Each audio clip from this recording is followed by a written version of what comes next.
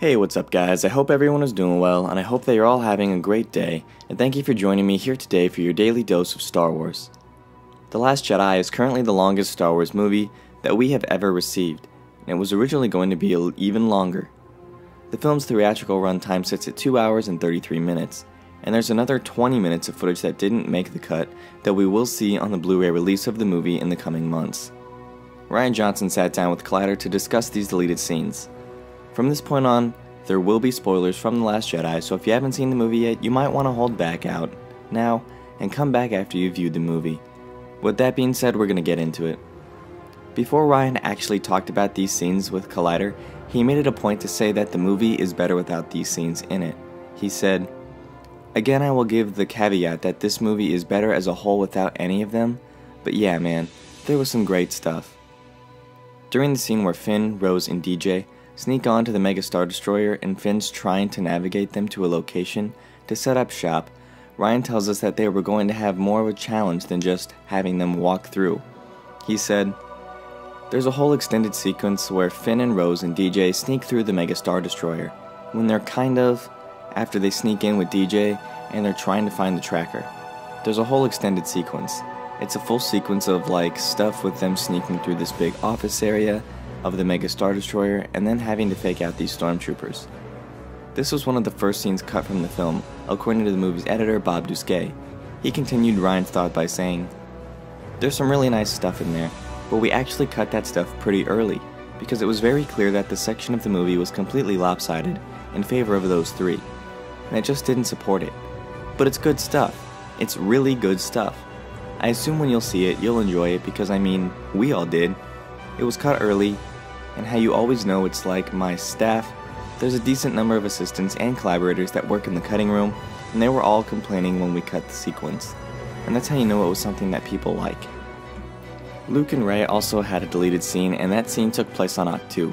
It doesn't appear to be the rumored battle sequence between Kylo Ren and the Knights of Ren and Rey and Luke, but it does have to do with her training and the relationship between Luke and Rey.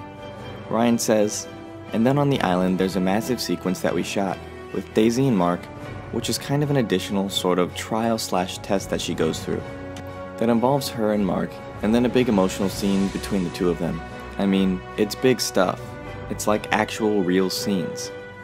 Bob Dusquet also chimed in and mentioned that the caretakers that Rey continued to accidentally torment during the film had a slightly larger role.